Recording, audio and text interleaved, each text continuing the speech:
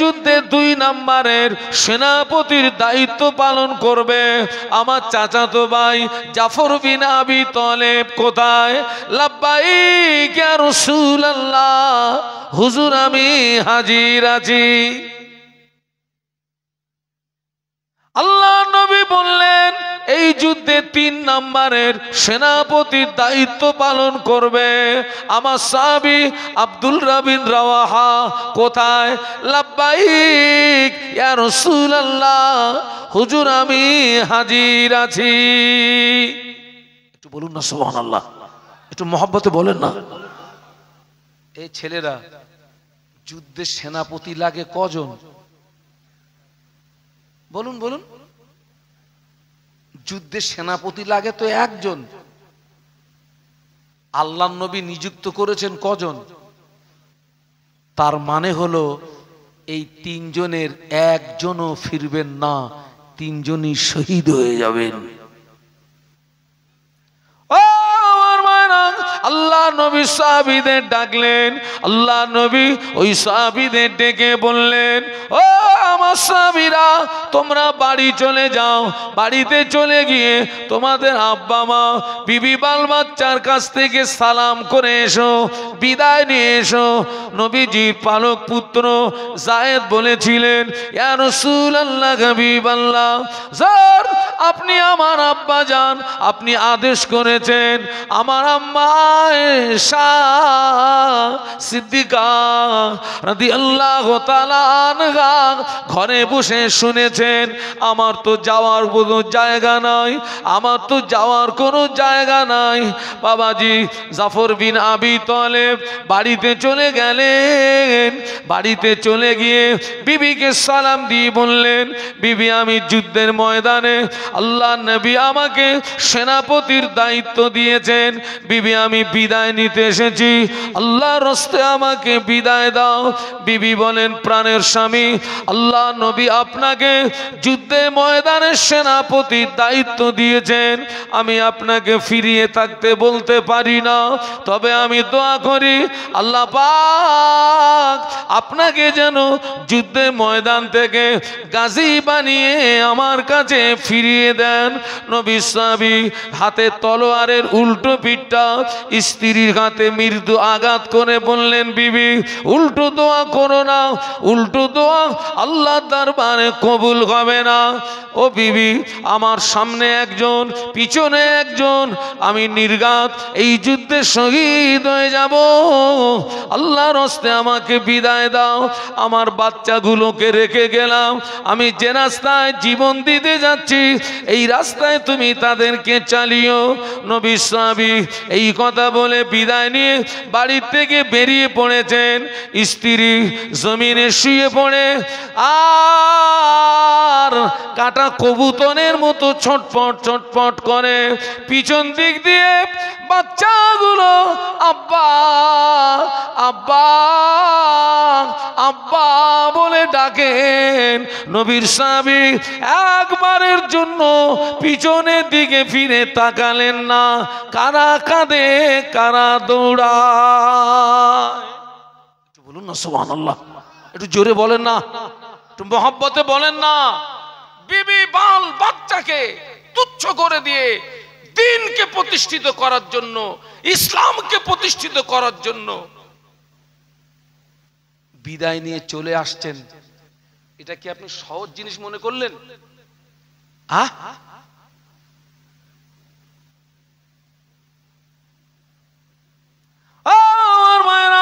আল্লাহ নবী বলেছিলেন, লা ইউমিনু আহাদুকুম হাত্তা আকুনা আহাব্বা ইলাইহি মিন ওয়ালিদিহি ওয়া ওয়ালাদিহি ওয়ান নাসি আজমাইন। আল্লাহ নবী বললেন, তোমরা ততক্ষণ পূর্ণাঙ্গ মুসলমান হতে পারবে না যতক্ষণ না পর্যন্ত তোমার পিতা, তোমার সন্তান, সমস্ত মানুষ অপেক্ষা আমি রাসূলুল্লাহ আমাকে না ভালোবাসবে, ততক্ষণ পর্যন্ত পূর্ণ মুসলমান হতে পারবে না। में उनकी जुदाई न हरगिज़ गवारा करूंगा।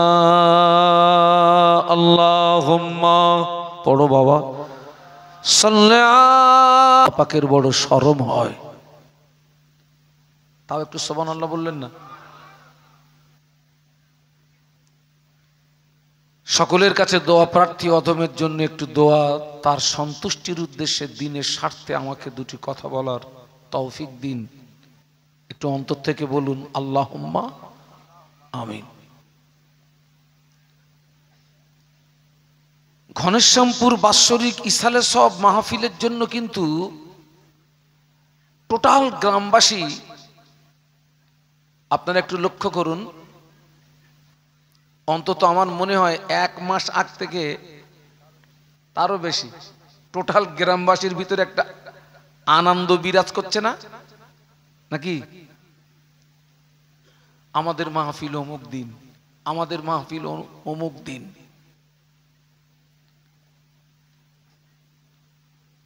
আপনাদের সঙ্গে হয়তো আমার সব সময় দেখা হয় না, আমার সঙ্গে মাঝে মাঝে দেখা হয় আপনার মাওলানা কুতুবউদ্দিন সাহেবের সঙ্গে। উনি তো আপনার চৌমাথাতে থাকেন, ওনার সঙ্গে দেখা হয়। আর মাঝে মাঝে একটু কথা হয় মিজান ভাইয়ের সঙ্গে, ভাইটা বাইরে থাকে, আমি একটু মাঝে মাঝে খোঁজ খবর নি, ভাই কেমন আছেন। তো আমি আবার জিজ্ঞাসা করি, ভাই আপনি কবে আসবেন? বললো হুজুর আল্লাহ হায়াতে রাখলে আমি ইসালে সবের আগে আসবো। আমার বলার উদ্দেশ্য হচ্ছে সারা গ্রামে একটা আনন্দ বিরাজ করে, এবং আমি শুনেছি আশেপাশে আপনাদের এই মাহফিলের নাম শুনেছি যে আমরা অমুক দিনে যাবো ইনশাল্লাহ হুজুর, আমরা ঘনশ্যামপুর মাহফিলে যাব। আমি এখান থেকে 2-3 দিন আগে একটা মাহফিল করলাম, শেষ মাহফিল ছিল ওটা আমার। যেমন আজকের আমাদের ওমর সিদ্দিকী হুজুর এখান থেকে যেখানে গিয়েছেন আপনার ক্যানিং, আপনার কাঁঠালবেড়িয়া, আমি ওখানে ছিলাম 8টা-10টা, আর ওখানে হুজুরের টাইম আপনার 12টা থেকে টাইম। তো আমি ঘোলা সদরপুরে এসেছিলাম, ওখানে আমি ওদেরকে দাওয়াত করলাম আপনাদের এই মাহফিলে আসার জন্য। পারলে আপনারা যাবেন, 8টা থেকে 10টা হুজুর থাকবে, পারলে যাবেন। আজকের সেই মাহফিলে আমরা এসে উপস্থিত হয়েছি, একটা কত সুন্দর পরিবেশ। আপনাদের আব্বা আম্মার দোয়া, আল্লাহ তোমাকে প্রত্যেক রাতে একটা দুটো করে মাহফিল করি। তো কিছু কিছু জলসার আপনার পরিবেশ আমার কাছে এতটা ভালো লাগে, একটা রুচিসম্মত পরিবেশ। তবে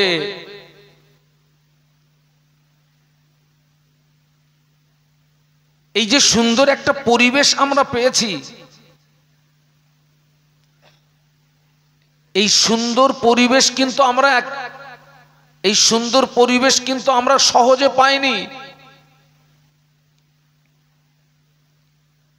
এই সুন্দর পরিবেশ পর্যন্ত পৌঁছাতে গিয়ে বিশ্বনবী মুহাম্মাদুর রাসূলুল্লাহ সাল্লাল্লাহু আলাইহি ওয়াসাল্লামকে 13 বছর মক্কার জমিনে মার খেতে হয়েছিল। এই সুন্দর আপনার পরিবেশ আমরা পেয়েছি।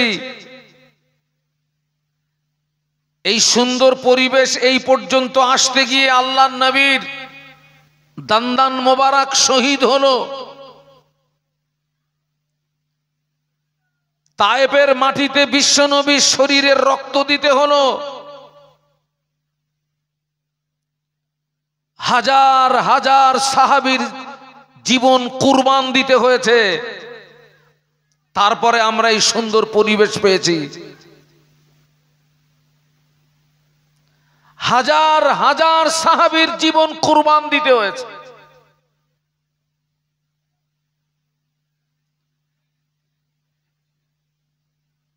বদরের যুদ্ধ, উহুদের যুদ্ধ, হুনাইনের যুদ্ধ, খন্দকের যুদ্ধ, ইয়ারমুকের যুদ্ধ, আল্লাহর নবীর হায়াতে জিন্দেগিতে যত যুদ্ধ সংগঠিত হয়েছিল, প্রত্যেকটা যুদ্ধে কাফেরদের টার্গেট ছিল ইসলামকে, বলুন বলুন, প্রত্যেকটা যুদ্ধে কাফেরদের টার্গেট ছিল ইসলামকে মিটিয়ে দেওয়া, দ্বীনকে মিটিয়ে দেওয়া।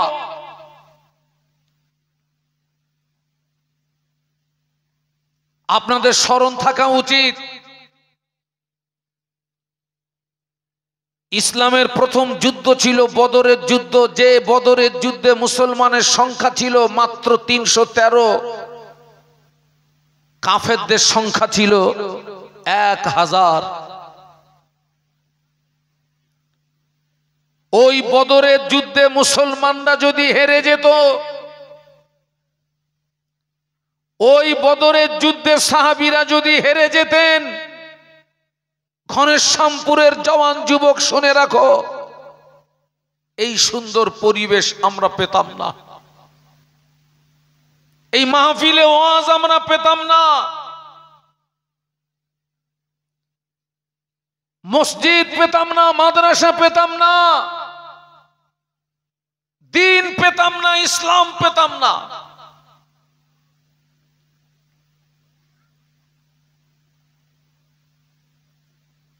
সবচেয়ে দুঃখ এবং কষ্ট হচ্ছে মাহফিল হচ্ছে প্রচুর, কিন্তু আমি বলবো এক শ্রেণীর মুসলমানের দ্বারাতে সেই দ্বীনের ক্ষতি হচ্ছে।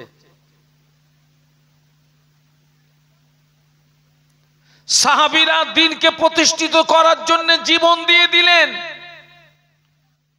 আর এক শ্রেণীর মুসলমানের দ্বারাতে সেই দ্বীনকে শহীদ করা হচ্ছে, ইসলামকে শহীদ করা হচ্ছে।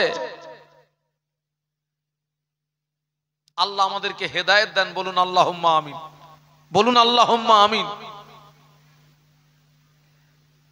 আপনারা যেন ভাববেন না যে এটা আমরা সহজে পেয়েছি।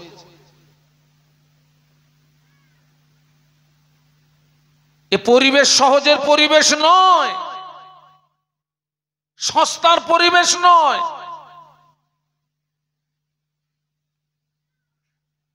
আগে আমাদেরকে ভাবতে হবে, আমাদেরকে চিন্তা করতে হবে।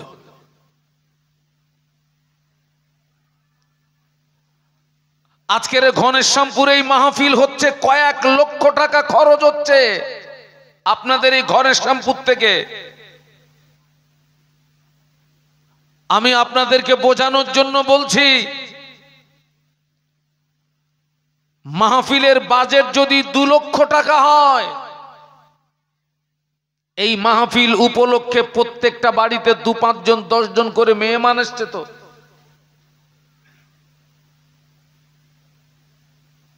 সব বাড়িতে যদি 1000 টাকা করে খরচ হয়, 100টা বাড়ি থাকলে 1 লাখ, 200 বাড়ি থাকলে 2 লাখ, 300 বাড়ি থাকলে 3 লাখ। আজকের আপনাদের এই ঘনশ্যামপুর গ্রাম থেকে কয়েক লক্ষ টাকা খরচ হচ্ছে। এই অর্থ তো আপনাদের অক্লান্ত পরিশ্রমের অর্থ, মাথার ঘাম পায়ে ফেলা অর্থ। এই অর্থ খরচ করে কি পেলেন? এই রাত জেগে কি পেলেন?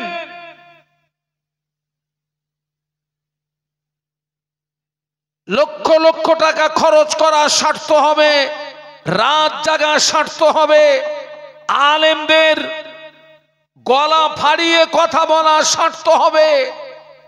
যদি আজকের ঘনশ্যামপুরে এই মাহফিল হওয়ার পরে এই গ্রামের 5টা বেকা মানুষ যদি সোজা হয়, ঠিক বলছি না ভুল বলছি? এই গ্রামের 5টা নারী পুরুষ বেকা মানুষ যদি সোজা হয়, তবেই লক্ষ লক্ষ টাকা খরচ করা সার্থক হবে। বেকা যদি বেকাই থাকে, একেবারে কিছু পাবেন না বলতে পারবো না, বিরিয়ানি রেডি আছে, ওটা পাবেন।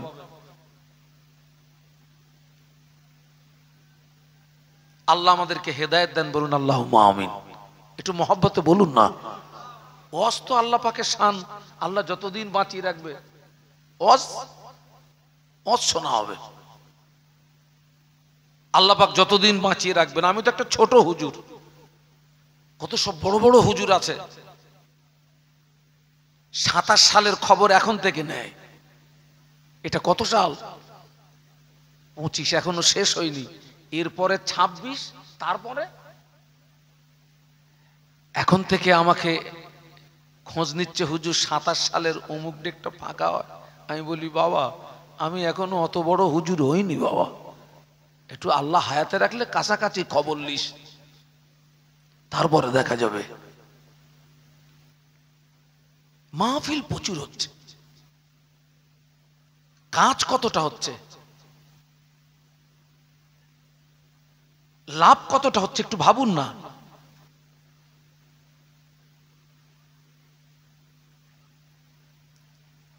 আপনাদেরকে আমি আজকের খুব বেশিক্ষণ আমি আপনাদেরকে বিরক্তি বোধ করব না। একটা যুদ্ধের কথা শোনাবো, একটা। ওই যুদ্ধটার নাম হচ্ছে মুতার যুদ্ধ। সবাই মিলে বলুন তো কোন যুদ্ধ? মুতার যুদ্ধ। আল্লাহর নবী 3000 সাহাবীকে তৈরি করলেন।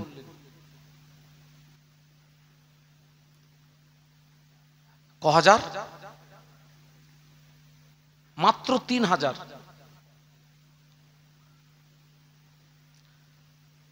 কাফেরদের সংখ্যা ছিল 1 লাখ। কত বললাম? 1 লাখ। 1 লাখ কাফেরদের মোকাবেলায় মাত্র 3000।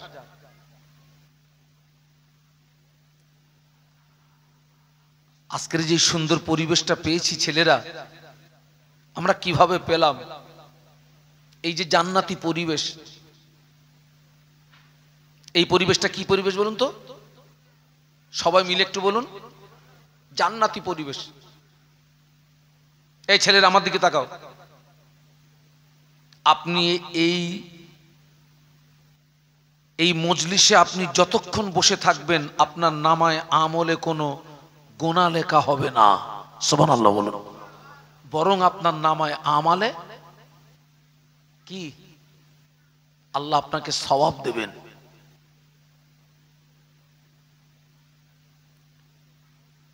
এই যে জান্নাতি পরিবেশ,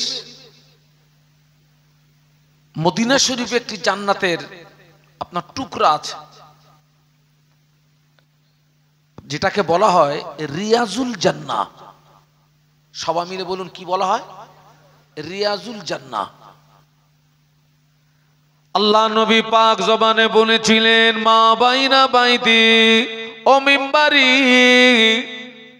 রাউযাতুম মির রিয়াদিল জান্নাহ। আল্লাহ নবী যেখানে দাঁড়িয়ে খুতবা দিতেন, ওখান থেকে শুরু করে আল্লাহ নবী মাজার মুকাদ্দাস, মাঝখানে যে খালি জায়গা, ওই জায়গাটা হলো জান্নাতেরই টুকরা। ওখানে দোয়া চাইলে ওই দোয়াটা আল্লাহ পাকের দরবারে কবুল হয়ে যায়। একটু মহব্বতে বলুন। ওই যে যারা হজ পাকে যান, উমরায় যান, হজে যান, উমরায় যান, এখন সৌদি সরকার খুব সুন্দর একটা নিয়ম করেছেন। সবাই রিয়াজুল জান্নাতে, আপনি কি বলেন, 2-5 মিনিট হলেও সবাই সেখানে পৌঁছাতে পারে। কিন্তু এমন একটা সময় ছিল, হাজিরা 10 ঘন্টা 10 ঘন্টা 10 ঘন্টা 8 ঘন্টা 10 ঘন্টা ইন্তেজার করেও অনেকে ওই রিয়াজুল জান্নাত পর্যন্ত ওখানে পৌঁছাতে পারত না। ঘন্টার পর ঘন্টা ইন্তেজার করে ওখান থেকে ফিরে আসতে হতো।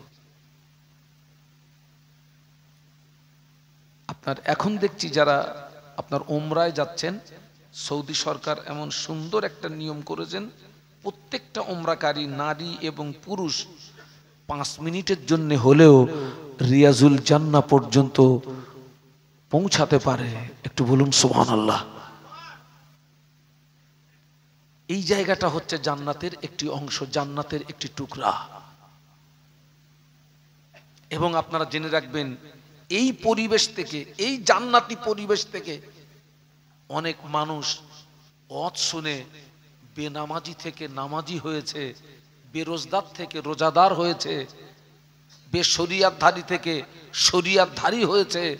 এবং এই রকম মাহফিলে ওয়াজ থেকে অনেকে ওয়াজ শুনে আমল করে আমল করে আমল করে সাধারণ মানুষ থেকে আল্লাহর ওলি হয়ে গিয়েছে। একটু জোরে বলেন না, সাধারণ মানুষ থেকে আল্লাহর ওলি হয়ে গেছে।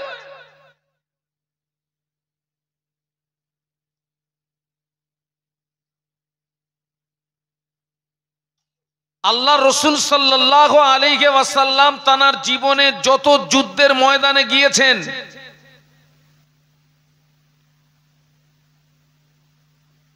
বিশ্ব নবী এবং নবীর সাহাবীগণ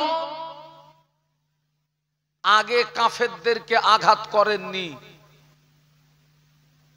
কাফেররা আগে আঘাত করেছেন, সাহাবীরা সেই আঘাতকে বলুন বলুন প্রতিহত করেছেন। আর সেই প্রতিহত করতে গিয়ে সামনের মাথায় যে কটা পড়ছে, সামনের মাথায় যে কটা এসেছে জাহান্নাম পর্যন্ত পৌঁছে গিয়েছে। কিন্তু বাবা, সাহাবীরা যে দিনকে প্রতিষ্ঠিত করার জন্য, বিশ্ব নবী যে দিনকে, ইসলামকে প্রতিষ্ঠিত করার জন্য সাহাবীদেরকে নিয়ে যে ময়দান পর্যন্ত গিয়েছেন, আচ্ছা আপনারা বলুন তো, সাহাবীদের ঈমান কত মজবুত ছিল। স্বাভাবিক মউত, আর যুদ্ধের ময়দানে যেতে গেলে তো মৃত্যুর জন্য প্রস্তুতি নিয়ে যেতে হয়।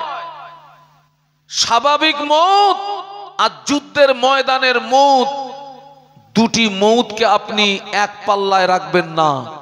স্বাভাবিক মউত আর যুদ্ধের ময়দানের মউত আসমান জমিনের মতো পার্থক্য, এতটা ব্যবধান।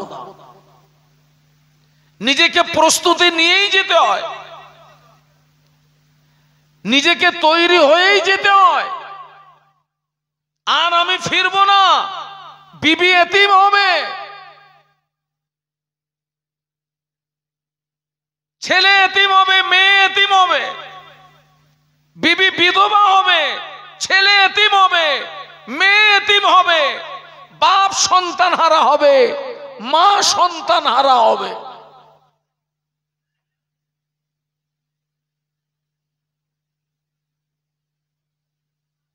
আল্লাহ নবী 3000 সাহাবী তৈরি করলেন। আল্লাহ নবী বললেন, ও আমার সাহাবীরা, এই যুদ্ধে সেনাপতির দায়িত্ব পালন করবে আমার পালক পুত্র যায়েদ। যায়েদ তুমি কোথায়? লাব্বাইক ইয়া রাসূলুল্লাহ, হুজুর আমি হাজির আছি।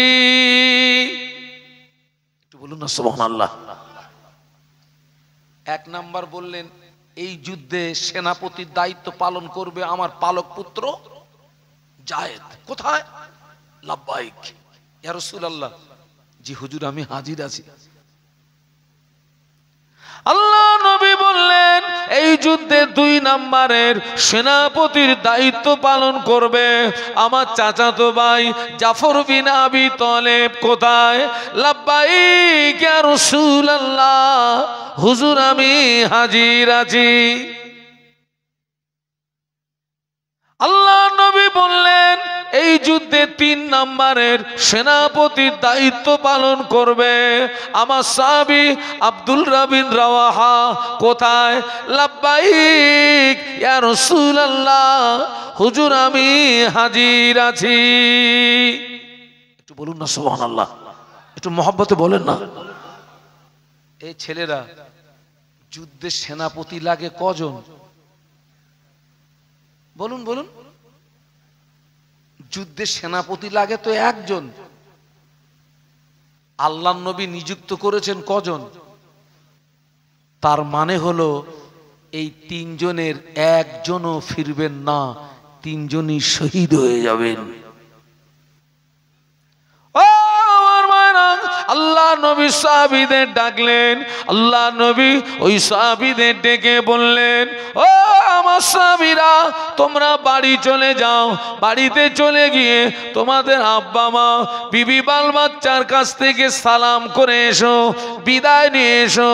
নবীজির পালক পুত্র যায়েদ বলেছিলেন, ইয়া রাসূলুল্লাহ, হাবিবাল্লাহ, স্যার আপনি আমার আব্বা যান, আপনি আদেশ করেছেন আমার আম্মা আয়েশা সিদ্দিকা রাদিয়াল্লাহু তাআলা আনহা ঘরে বসে শুনেছেন, আমার তো যাওয়ার কোনো জায়গা নাই, আমার তো যাওয়ার কোনো জায়গা নাই।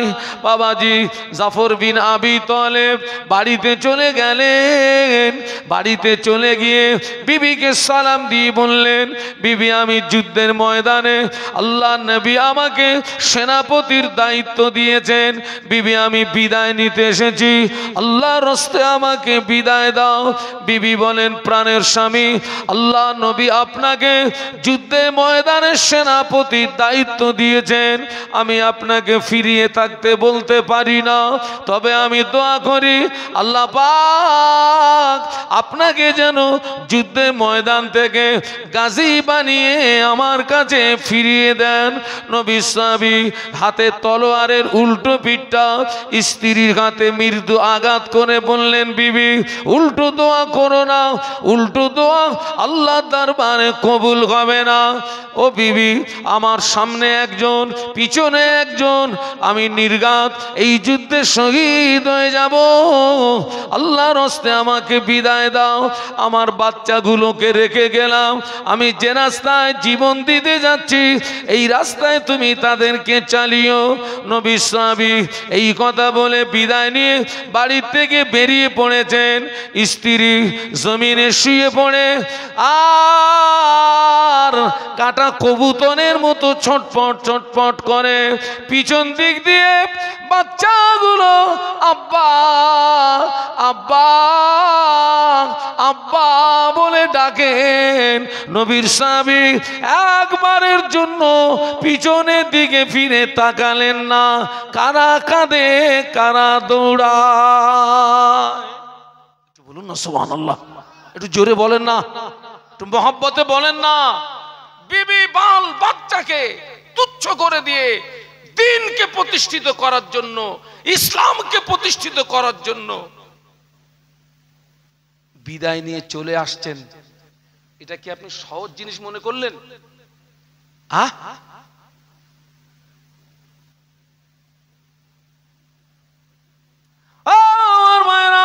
আল্লাহ নবী বলেছিলেন, লা ইউমিনু আহাদুকুম হাত্তা আকুনা আহাব্বা ইলাইহি মিন ওয়ালিদিহি ওয়া ওয়ালাদিহি ওয়ান নাসি আজমাইন। আল্লাহ নবী বললেন, তোমরা ততক্ষণ পূর্ণাঙ্গ মুসলমান হতে পারবে না যতক্ষণ না পর্যন্ত তোমার পিতা, তোমার সন্তান, সমস্ত মানুষ অপেক্ষা আমি রাসূলুল্লাহ আমাকে না ভালোবাসবে ততক্ষণ পর্যন্ত পূর্ণ মুসলমান হতে পারবে না। বিবি বাল বাচ্চা সবকিছুকে তুচ্ছ করে দিয়ে দ্বীনকে প্রতিষ্ঠিত করার জন্য, ইসলামকে প্রতিষ্ঠিত করার জন্য নবী সাহাবী ফিদা হয়ে বেরিয়ে পড়লেন। সুবহানাল্লাহ বলুন। পিছন দিক দিয়ে বাচ্চাগুলো আব্বা আব্বা আব্বা আব্বা আব্বা, একবারের জন্য ফিরে তাকালেন না। কারা কাঁদে, কারা দৌড়ায়, একটু জোরে বলুন।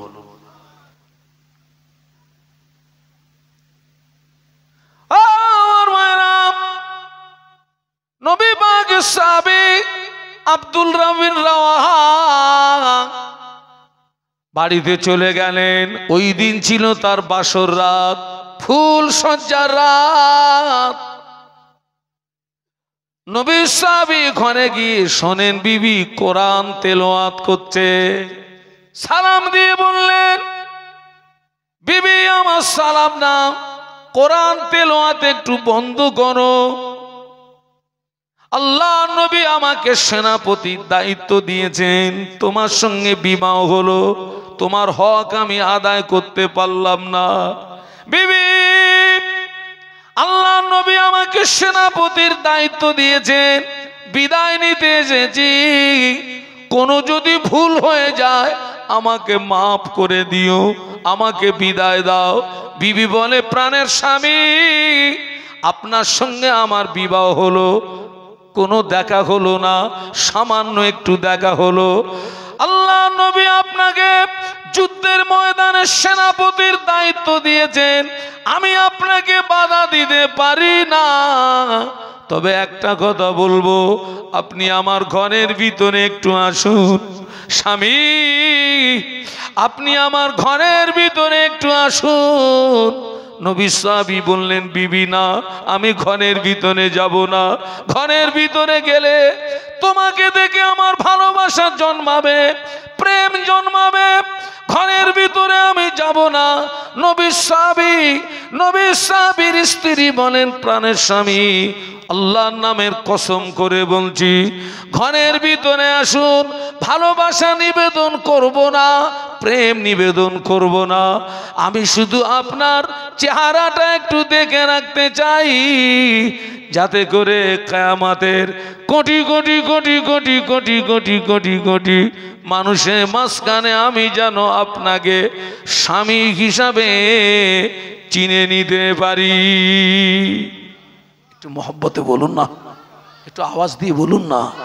নবী সাহাবী বললেন, বিবি, এরাদা যদি তোমার এই হয়, আমি যে রাস্তায় জীবন দিতে যাচ্ছি ওই রাস্তার উপরে তুমি প্রতিষ্ঠিত থাকবে। কিয়ামতের দিন আল্লাহ তোমাকে আর আমাকে স্বামী স্ত্রী হিসাবে পরিচয় করিয়ে দেবে। একটু মহব্বতে বলুন। পারবো? আমরা পারবো? হ্যাঁ,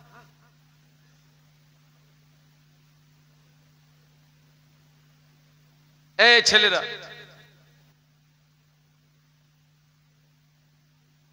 তিনজন সাহাবী এই যুদ্ধে রাসূলুল্লাহ যাননি, এই যুদ্ধে আল্লাহর নবী যাননি।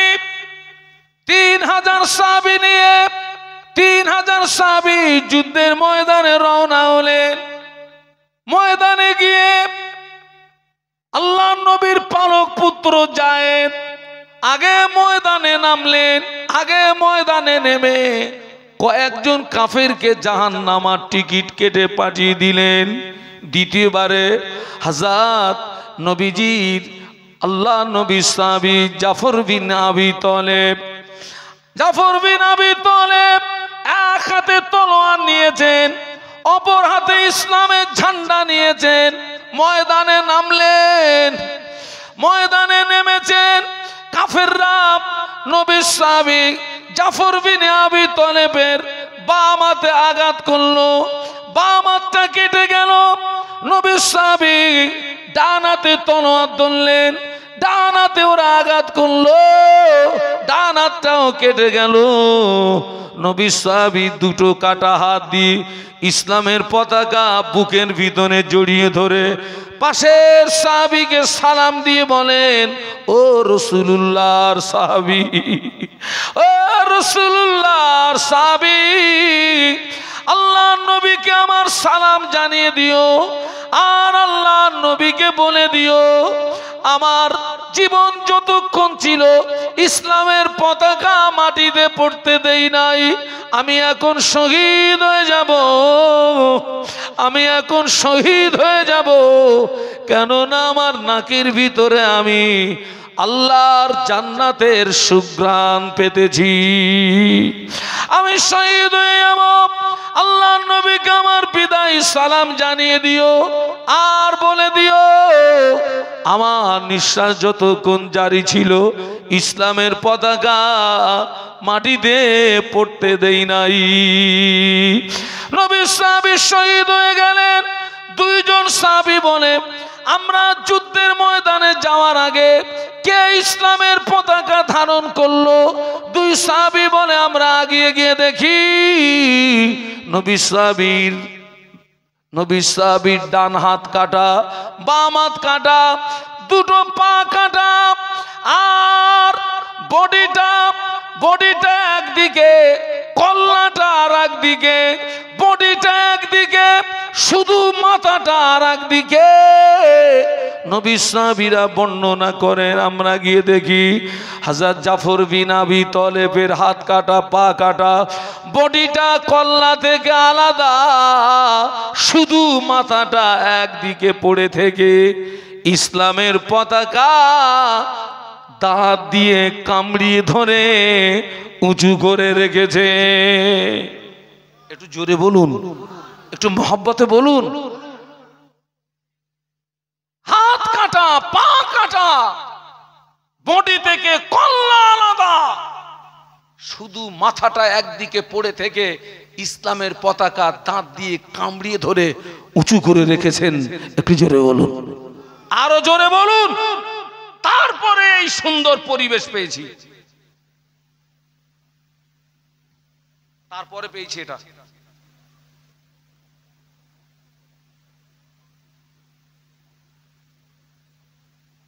সেই ইসলাম আমি আপনাদেরকে বলবো আমরা একটু সংযত হই, আমরা একটু পরিবর্তন হই, আমরা একটু ভালো হই। আমরা অধিকাংশ মানুষ আমরা হচ্ছে জ্ঞান পাপী। কি পাপী বলুন, বলুন, কথা বলুন। আমরা জ্ঞান পাপী, আমরা সব জানি, সব জানার পরেও আমরা শরীয়ত, বড় বড় শরীয়ত বিরোধী কাজ করি। ঠিক বলছি না ভুল বলছি? সব জানি আমরা।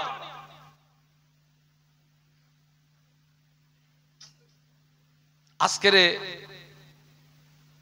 বহু নারী পুরুষের ভিতরে নামাজ নেই, ইবাদত নেই, আমল নেই, কিচ্ছু নেই, পুরো শুকনো কাঠ।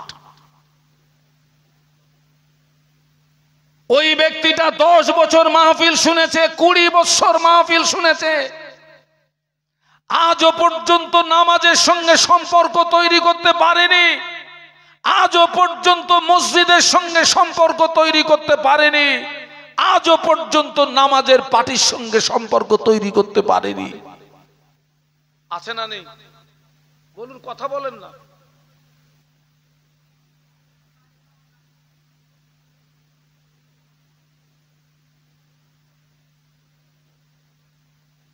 কারোর যদি মনে এই বিশ্বাস হয় দুনিয়া খাও দাও ফুর্তি করো, আমি তোমাকে বলবো এটা হচ্ছে কাফেরদের চরিত্র। কার চরিত্র? কাফেরদের চরিত্র। এটা মুসলমানদের চরিত্র নয়। খাও দাও ফুর্তি করো। আল্লাহ পাক কোরআন শরীফের ভিতরে বললেন, ওমা খালাকতুল জিন্না ওয়াল ইনসা ইল্লা লিয়াবুদুন। একটু বলুন না সুবহানাল্লাহ। আল্লাহ বললেন আমি জিন এবং ইনসানকে পৃথিবীর জমিনে পাঠিয়েছি, উদ্দেশ্য তারা আমার ইবাদত করবে, ইবাদত করবে, ইবাদত করবে। আর এক কথায় ইবাদতের সংজ্ঞা হচ্ছে আল্লাহর রসুলের হুকুম মোতাবেক জীবন যাপন করার নাম। বলুন, ইবাদত। আল্লাহ এবং আল্লাহর রসুলের হুকুম মোতাবেক জীবন যাপন করার নামই হচ্ছে ইবাদত। নামাজটা যেমন ইবাদত, মিথ্যা কথা না বলাটা তেমন ইবাদত, রমজান শরীফের রোজা রাখা যেমন ইবাদত, পরের মাল আত্মসাৎ না করাটা তেমন ইবাদত, টাকা থাকলে হজ করা যেমন ইবাদত, সুদ না খাওয়াটা তেমন ইবাদত, টাকা থাকলে যাকাত দেওয়া যেমন ইবাদত, ওই মোবাইলে লটারি লটারি লটারি গেমের মাধ্যমে ওটা না খেলাটাও তেমন, বলুন বলুন, ইবাদত। কি সর্বনাশ হচ্ছে সমাজে জানেন না। এখন মোবাইলে মোবাইলে চালাচ্ছে, আপনারা জানেন তো নাকি মুরব্বীরা? মোবাইলে মোবাইলে একজন গল্প করছে, হুজুর আমি একদিনে 25 লাখ হেরেছি। কত? 25 লাখ। আমি বললাম তুই আমার হাতের কাছে আয়, এইদিকে আয়। 25 লাখ হেরেছি। কি সর্বনাশ হচ্ছে সমাজে।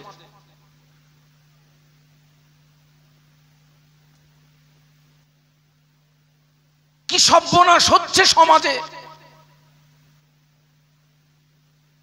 জেনে রাখবেন এখনো সময় আছে পরিবর্তন হওয়ার, এখনো সময় আছে সংশোধন হওয়ার। এখনো যদি পরিবর্তন না হই, এখনো যদি সংশোধন না হই, দমটা ফুরিয়ে গেলে পরিবর্তনের দরওয়াজা বলুন বলুন জনমের মতো বন্ধ হয়ে যাবে। পরিবর্তনের দরওয়াজা জনমের মতো বন্ধ হয়ে যাবে। অতএব দীর্ঘ 1 বছর 6 দিন পরে ঘনেশ্যামপুর মাহফিলে এসেছি। আল্লাহ আমাদেরকে পৌঁছে দিয়েছেন। গত বছরে এই মাহফিলে আমরা যারা ছিলাম, আজকের সব মানুষ আমরা নেই। সেই মানুষদের ভিতরে একজন হলেও কবরবাসী হয়েছে না হয়নি? বলুন বলুন কথা বলুন। হয়ে গেছে। আগামী বছর যে এই মাহফিলে আবার শাহানুর আলম আসতে পারবে তার কোনো নিশ্চয়তা নেই। অতএব এই ঘনেশ্যামপুরের মাহফিলটাকে আমরা জীবনের শেষ মাহফিল মনে করি, এটা শেষ সাক্ষাৎ মনে করি, এটা বিদায়ী মাহফিল মনে করি। আপনি কোন অপরাধের অপরাধী আপনি জানেন, আল্লাহ জানে। আমি কোন অপরাধের অপরাধী আমি জানি, আল্লাহ জানেন। অতএব এই মাহফিলটাকে শেষ মাহফিল মনে করে এই মাহফিলে আপনি যেখানে বসে আছেন ওই চেয়ারে বসে আপনার অপরাধের কথা মনে করে খালেস অন্তরে তওবা করে এখান থেকে যদি নতুন জীবন নিয়ে বাড়ি ফিরতে পারি, তবেই মাহফিলে আসা বসা রাত জাগা সার্থক হবে।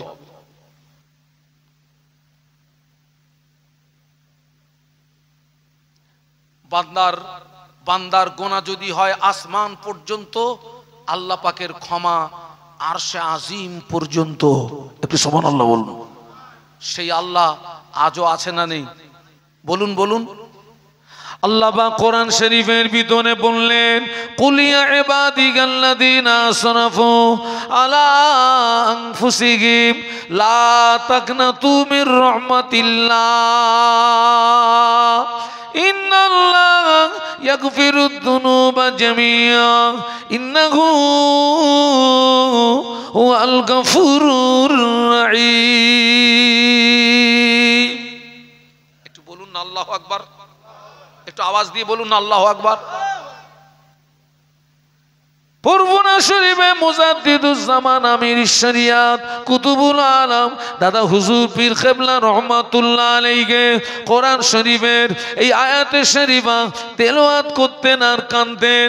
ভক্ত মুরিদদেরকে বলতেন, ও আমার ভক্ত মুরিদেরা, আল্লাহ পাক কোরআন শরীফের ভিতরে এই আয়াতে শরীফা যদি নাজিল না করতেন, আমি আবু বকর বুক ফেটে মরে যেতাম।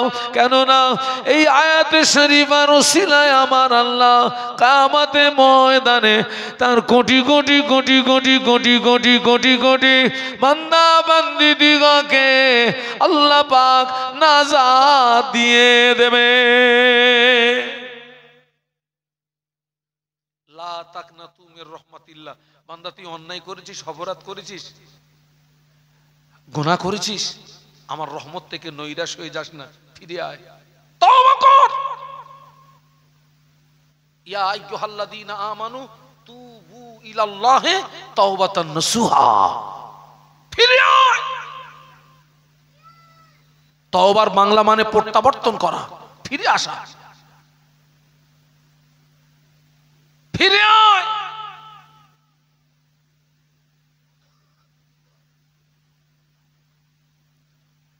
আল্লাহ নবীর মাথা কাটতে গেছিলেন কে? বলুন বলুন। উনি তখন হালাতে ঈমানদার না হালাতে কাফের? কাফের। আল্লাহর নবীকে হত্যা করা কি ছোট গুনাহ? হ্যাঁ, যিনি হালাতে কাফের, আল্লাহর নবীর মাথা কাটা হলো না, নবীর কদমে লুটিয়ে পড়ে ইমানের কলেমা পড়ার কারণে আল্লাহ পাক ওমরের মতো কাট্টা কাফেরকেও ক্ষমার দৃষ্টিতে দেখেছিলেন। একটু সুবহানাল্লাহ বলুন। সেই আল্লাহ আজও আছে না নেই? আজও আছে। আল্লাহ ওমরের মতো কাট্টা কাফেরকে শুধু ক্ষমা করেননি, আল্লাহ ওমরের মতো কাট্টা কাফেরকে ক্ষমা করার পরেও জীবিত অবস্থায় তানাকে জান্নাতের সার্টিফিকেটটা দিয়ে দিয়েছিলেন। একটু মহব্বতে বলতে পারলেন না? আরো জোরে বলুন। আল্লাহ নবী বলেছেন, রাবাইতু উমার ইয়াসিরু ফিল জান্নাতি। আল্লাহ নবী বললেন, আমি আল্লাহ নবী আমি নিজে চোখে দেখেছি ওমর জান্নাতের ভিতরে ঘুরছে। আর একটু মহব্বতে বলুন। সেই আল্লাহ আছে না নেই? নাকি সে আল্লাহ মরে গেছে? এই যুবকরা, সেই আল্লাহ আজও আছে। ফিরে আয়, ফিরে আয়, নামাজি হ, আল্লাহওয়ালা হ, জাকিরিন হ।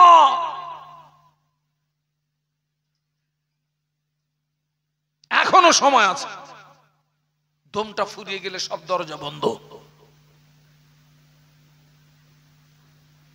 আল্লাহ আমাদের সকলকে খাতেমা বিল খায়ের নসিব করেন, বলুন আল্লাহুম্মা আমিন। জোরে বলেন আল্লাহুম্মা আমিন। মোহাব্বতে বলেন আল্লাহুম্মা আমিন। হ্যাঁ, এখন আপনারা বলেন, এই যে মাহফিলটা হচ্ছে, আপনারা সব এসছেন, এই আমরা সব হুজুররা সব এসছি, আপনারা খুশি না বেজার? আলহামদুলিল্লাহ বলেন। আগামী বছরে মাহফিল হবে না বন্ধ হবে? একটু ইনশাআল্লাহ বলেন। আরো জোরে বলেন ইনশাআল্লাহ। হ্যাঁ, আগামী বছর মাহফিল হবে। তো আমি এক নম্বরে আমি একটু 5,000 টাকার একটা 5,000 টাকার ওয়াদা চাচ্ছি। কে আছেন যিনি আগে দেবেন তিনি ধন্য? একটু হাত তুলে আমাকে দেখান তো, যে হুজুর এই যে আমাদের গ্রামে আজকে সুন্দর একটা পরিবেশ তৈরি হলো, আলেম ওলামারা আসলেন, কোরআন হাদিসের আলোচনা রাখলেন, হুজুর আবার যেন আগামী বছর আমরা এরকম এক জায়গায় আসতে পারি, আলেম ওলামারা আসবে, কোরআন হাদিসের আলাপ আলোচনা হবে। আমি খুশি হয়ে হুজুর আমি এক নম্বরে 5,000 টাকার ওয়াদা করছি। কে আছেন এক নম্বরে একটু বলেন তো, একটু হাতটা তুলে দেখান তো আমাকে, যে আমি এক নম্বরে 5,000 টাকার ওয়াদা করছি। একটা ছেলে, আগামী বছর আবার এইরকম সুন্দর মজলিস তৈরি হবে, ওলামারা আসবেন, মেহমানরা আসবেন, আজকের দোয়া হবে এখানে, আখেরি মোনাজাত, আমরা সব চোখের পানি দিয়ে কাঁদবো, চোখের পানি দিয়ে দোয়া হবে। আমাদের আব্বা মা, দাদু দাদি, নানু নানি, বংশ পরম্পরায় যারা কবরবাসী, আজকের এখান থেকে তাদের জন্য ইসালে সওয়াব করা হবে, তাদের আত্মা খুশি হবে, তাদের আত্মা খুশি হবে। তারা কবরে শুয়ে শুয়ে আমাদের জন্য রুহানি দোয়া করতে থাকবে। মৃত্যু ব্যক্তিদের রুহানি দোয়া জীবিত মানুষদের নসিবে কবুল হয়ে যায়। কে আছেন এক নাম্বার একটু বলেন? 5,000 টাকার দাবি রেখেছি। এই যে আজকের আপনারা সব এখানে এসছেন, আপনাদের জন্য সুন্দর তাবারুকের ব্যবস্থা করেছে ছেলেরা।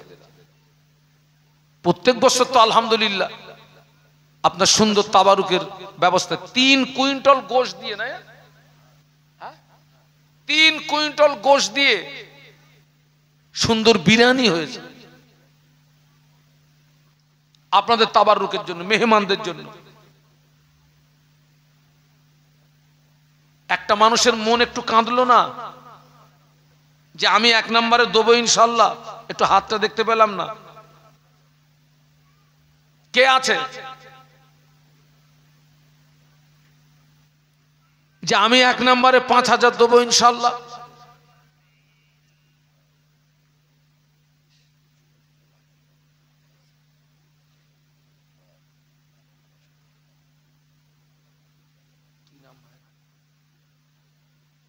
মোহাম্মদ আকবর আলী মন্ডল।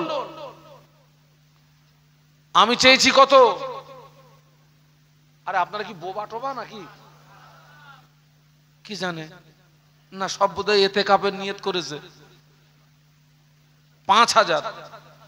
আকবর আলী মন্ডল সাহেব উনি আমার কানে কানে বললেন, হুজুর মাস দুয়েক মতো হলো আমার আব্বাজান ইন্তেকাল হয়ে গেছে, আমি আমার আব্বাজানের সবরেসানির জন্য আমি 1 নম্বরে 10,000 টাকা দেবো। খুশি না বেজার? কই কিরকম খুশি ছেলেরা? একটু খুশির তকবীর দাও তো, নারাই তকবীর। এ তো 5:30টার তকবীর দিলি। আমি কি 5:30টার হুজুর? এখনো তো 3টেও বাজেনি। একটু জোরে জোরে তকবীর দাও না, নারাই তাকবীর। আল্লাহ পাক আমার বায়ের ওয়াদা কবুল করুন। আল্লাহ পাক এই সওয়াব আমার বায়ের আব্বা জানের রুয়ে পৌঁছে দিন। ও রব্বুল আলামিন, আল্লাহ পাক আমার বায়ের আব্বা জান কি অবস্থায় কবরে শুয়ে আছে আমি জানি না। ভাইয়ের আব্বা জানের কবরে যদি কোনো কারণবশত আযাব হয়, এই দানের বাবার কাছে আযাবে কবর মাফ করে দিন, অন্ধকার কবর আলোকিত করে দিন, সংকীর্ণ কবর কুশাদা করে দিন। ওনার আব্বা জানের রুগানি দোয়া সন্তানদের নসিবে কবুল করুন, বলুন আমিন। আল্লাহ আমার ভাইয়ের সংসারে অভাব দেবেন না, অনটন দেবেন না, বাচ্চাদের ভুকা রাখবেন না।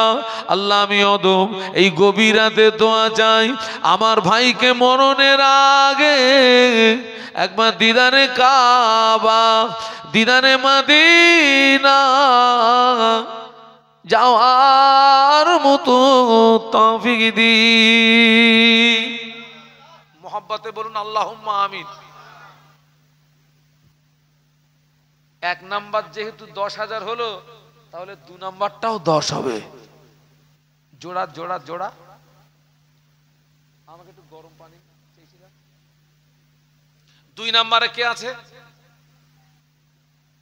অন্তত আমি তো চেয়েছিলাম 5,000, তো যেহেতু আল্লাহ পাকের রহম হয়ে গেছে 10,000, তো বাবা 10-এর একটা জোড়া হোক, যে আমি 10 দেবো ইনশাল্লাহ।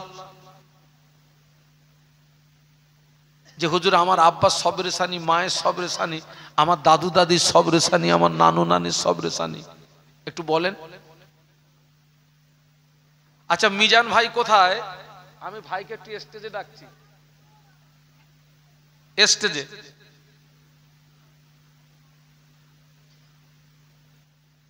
তাড়াতাড়ি আসতে হবে। 2 নম্বরে কে আছে 10,000 দেবে? কই? ও আচ্ছা আচ্ছা, ও আমার ছোট ভাই মোহাম্মদ নিজামউদ্দিন, আমার ছোট ভাই। হাত দে হুজুর, আমি 10,000 দেবো। আচ্ছা ভাই তোমার নিয়তটা কি? আব্বা মা আছে? ও মা নেই।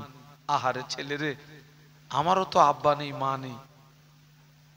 আগে মাহফিল থেকে বাড়ি আসলে ওই আব্বার নাম ধরে ডাকতেন, মা নাম ধরে ডাকতেন। এখন কেউ আর খোঁজ খবর নেয় না, কেউ খোঁজ খবর নেয় না। যা খোঁজ খবর নেয় স্ত্রীটা নেয়। জনমের মতো বিদায় নিয়ে চলে গেছে। আমার নিজামউদ্দিন ভাই একটু তকবীর দেন তো, নারাই তকবীর। এই সব বাবা যুবক ছেলেরা, তোমরা এখানে এতগুলো ছেলে, টাকা নাই তুমি নাই দেবে, অন্তত আল্লাহর রাস্তায় তকবীরটা দাও, নারাই তাকবীর। আমার নিজামউদ্দিন ভাই 10,000 টাকা বলুন মারহাবা, জোরে বলুন মারহাবা। আল্লাহ পাক আমার বায়ের ওয়াদা কবুল করুন। এ দানের সওয়াব আমার নিজামউদ্দিন ভাইয়ের আম্মা জানের রুয়ে পৌঁছে দিন। আল্লাহ আমার ভাইয়ের আম্মা জান কবরের ভিতরে কি আলাতে শুয়ে আছে আমি জানি না। আমার ভাইয়ের আম্মা জানের কবরে যদি কোনো কারণবশত আযাব খায়, আযাবে কবর মাফ করে দিন, সংকীর্ণময় কবর কুশাদা করে দিন, কবরকে বাগে জান্নাত বানিয়ে দিন। আল্লাহ আমার ভাইয়ের আম্মা জানের রুহানি দোয়া তার সন্তানের নসিবে কবুল করুন, বলুন আমিন। আল্লাহ তার আম্মা জানের রুহানি দোয়ার ওসিলায় আমার নিজামুদ্দিন ভাইকে মরণের আগে দিদারে কাবা, দিদারে মদিনা যাওয়ার মতো তৌফিক দিন, বলুন আমিন। আলহামদুলিল্লাহ। নেক্সট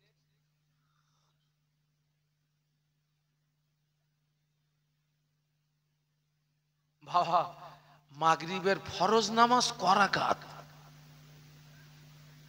এই খোকা, তোরা নামাজ কালাম পড়িস নি? হ্যাঁ, এত লেট করলি কেন? দেখবি আমি নামবো, দেখবি স্টেজে। হ্যাঁ, মাগরিবের ফরজ নামাজ করাকাত 3 রাকাত। ও 3 হলো কেন? তার মানে আর একটা 3 চাচ্ছে। 3 নম্বরে 10,000 কে আছে যে হুজুর আমি 3 নম্বরে 10,000 দেবো ইনশাল্লাহ? আলহামদুলিল্লাহ। শফিকুল, কত সুন্দর সুন্দর নাম আসছে দেখুন তো। ওই যে আগে যে ভাইটা দিয়েছে, ভাইয়ের নাম কি? আকবর ভাই না? আকবর ভাই, তারপর হলো নিজামুদ্দিন ভাই, তারপর হলো শফিকুল ভাই। তবে আকবর ভাই মনে হচ্ছে আমার বড়, নাকি বলেন দিন? হ্যাঁ, বড় হবে। আর এই দুটো ছোট। তাকবীর দেন, নারায়ে তাকবীর। আব্বা মা আছে? আহা, রব্বুল আলামিন আল্লাহ পাক আমার শফিকুল ভাইয়ের ওয়াদাটা কবুল করুন।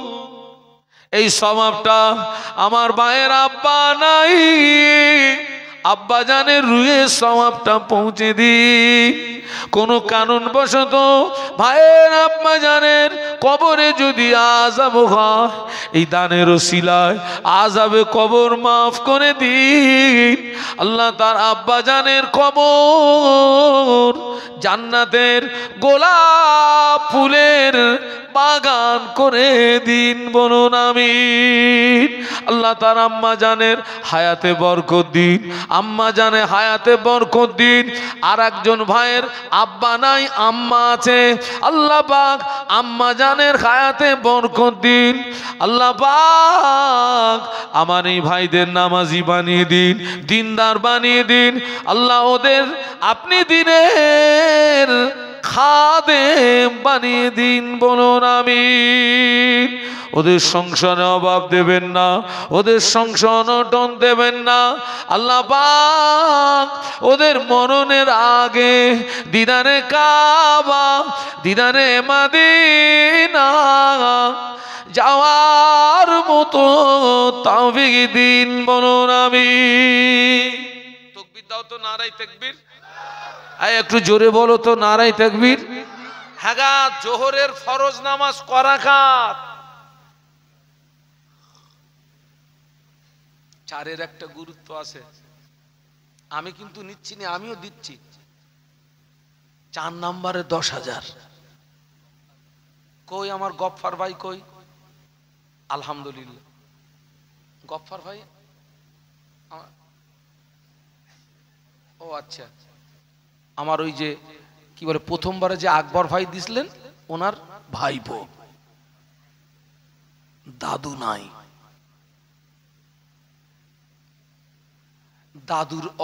দাদুর অবদান নাতিদের পিছনে আছে না নেই? আমাদেরকে কোলে করে কোলে করে কোলে করে কে ঘুরতো? দাদা দাদি, দাদা দাদি। দাদা দাদির কথা ভুলে যেও নি। হে ছেলেরা, একটু তাকবীর দেন তো, নারায়ে তাকবীর। একটু জোরে বল না বেটা, নারায়ে তাকবীর। এই জোরে বল না, নারায়ে তাকবীর। ও রব্বুল আলামিন আল্লাহ, আমার ভাই থাকতে পারে না, দাদুজির কথা মনে পড়ে গিয়েছে। দাদুর অপারেশনের জন্য 10,000 টাকা ওয়াদা করলো। আল্লাহ আপনি ওয়াদা কবুল করুন।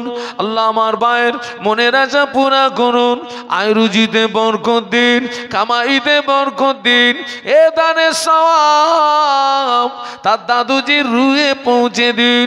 আল্লাহ তার দাদুজির কবরে কোনো কারণবশত যদি আযাব হয়, এ দানের বারকাতে আযাবে কবর মাফ করে দিন।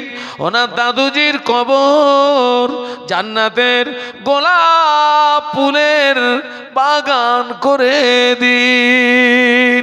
ওনার দাদি আম্মা জানের হায়াতে বরকত দিন, ভাইয়ের হায়াতে বরকত দিন, আব্বা আম্মার হায়াতে বরকত দিন। আল্লাহ আমার ভাইদের সংসারে অভাব দেবেন না, আমার ভাইদের সংসার অটন দেবেন না, বাচ্চাদের বুকা রাখবেন না, ওই সংসারে উন্নতি দিন বলুন আমিন। তাকবীর দাও না, নারায়ে তাকবীর। এই একটু জোরে বল না, নারায়ে তাকবীর। হ্যাঁ, ইসলামের ভিত কটা? এই খোকা, 4-এর পরে কি হয় তাও জানিস নি? হ্যাঁ, ইসলামের ভিত 5। 5 নম্বরে আর একজন দেন। আর আমি 10,000 চাইব না, এই 5টা শেষ। 5 নম্বরে একজন। ইসলামের ভিত হচ্ছে 5টা। 5-এর একটা গুরুত্ব আছে। কে আছে একটু আল্লাহর রাস্তায় হাত তুলে দাও। এতগুলো মানুষ, আবার পর্দার আড়ালে মায়েরা আছে সব। আমি যে দোয়া করছি, আর এই নারী পুরুষ সবাই মিলে কি বলছে? আল্লাহুম্মা বলুন, বলুন আল্লাহুম্মা। একটা নারী আর একটা পুরুষের দোয়া যদি ওই আমিন যদি কবুল হয়ে যায়, তো নসিবটা খুলে যাবে। একটা পুরুষ আর একটা নারীর আমিন যদি কবুল হয়ে যায়, তো নসিব খুলে যাবে। একটু আল্লাহর রাস্তায় হাত তুলে দাও না, যে হুজুর ওই 5 নাম্বারটা আমি দেবো ইনশাআল্লাহ। আর একজন দাও, আর আমি চাইবো না। 10,000। আর একজন কোন ভাই আছে আমার? কই কই শামসুর মল্ল, কই দেখি। আলহামদুলিল্লাহ। তাকবীর দেন, নারায়ে তাকবীর। জোরে বলেন নারায়ে তাকবীর। শামসুল মন্ডল 10,000 টাকা বলুন মারহাবা। আরো জোরে বলুন মারহাবা। একটু কলেমার জিকির, লা ইলাহা।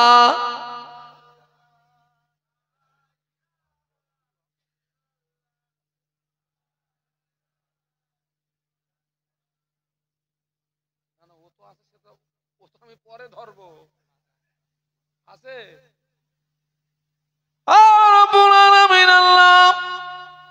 ওই ছেলেটা কোন নিয়াতে দিয়েছে আমি জানি না। আল্লাহ আপনি আলিমুল গায়ব, আপনি সামিউম বাসির, অন্তরের খবর রাখেন। ওই ছেলেটা কোন নিয়াতে দিয়েছে আমি জানি না। আমার ভাইয়ের মনে আশা পুরা করুন। আমার ভাইকে নামাজি বানিয়ে দিন, রোজাদার বানিয়ে দিন, দিনদার বানিয়ে দিন। ওই ছেলেটাকে দিনের খাদেম বানিয়ে দিন। ওই ছেলেটাকে মরণের আগে দিদারে কাবা, দিদারে মদিনা যাওয়ার মতো তৌফিক দিন বলুন আমিন। জোরে জোরে তাকবীর দেন, নারায়ে তাকবীর। ওই যে একদম সর্বপ্রথম চেয়েছিলাম কত, ওই দাবিটা কি পূরণ হবে না বাপ? একজন কেউ নেই যে হুজুর আমি ওই যে কি নাম, ও বাবা আমাদের জামাই বড় আল্লাহ এইরাম জামাই দিয়ে পুরো ঘনেশ্যাম ভরিয়ে দাও। যে জামাই টাকা দেবে এইরাম জামাই চাই আমরা। শুধু মারলে বাড়ি যাবা? হ্যাঁ, আল্লাহ এইরাম জামাই দিয়ে যেন পুরো গ্রামকে ভরিয়ে দেয়। বলুন না আল্লাহুম্মা আমিন। আমাদের বড় ভাইয়ের জামাই এসে আমাদের গ্রামে দান করছে 5,000 টাকা। খুশি না বেজার? জামাইয়ের তাকবীরটা যেন একটু জোরে হয়। নারায়ে তাকবীর। এই ছেলেরা, জামাইয়ের তাকবীর জোরে দাও। নারায়ে তাকবীর। 5,000 টাকা বলো মারহাবা, জোরে বলো মারহাবা। আল্লাহ আমাদের জামাইয়ের ওয়াদা কবুল করুন, জামাইয়ের মনে আশা পূর্ণ করুন। কি নিয়তে দিয়েছে আমি জানি না। আল্লাহ আপনি আলিমুল গায়ব সামিউম বাসির, বান্দার মনের নেক আশা কবুল করুন। ও রব্বুল আলামিন, আল্লাহ জামাইয়ের সংসার অভাব দেবেন না, অনটন দেবেন না। আল্লাহ তাদের স্বামী স্ত্রী মিল মোহাব্বতকে বাড়িয়ে দিয়ে আল্লাহ সুখে শান্তিতে জীবন যাপন করবার মতো তৌফিক দিন। বলুন আমিন। তাকবীর দেন না? নারায়ে তাকবীর। আর একটা জামাই যদি 5,000 দিত তো জামাই জোড়া হতো। আর একটা জামাই হয় এখানে আর কোনো জামাই নেই। আর একটা জামাই দেন না, 5,000 দেন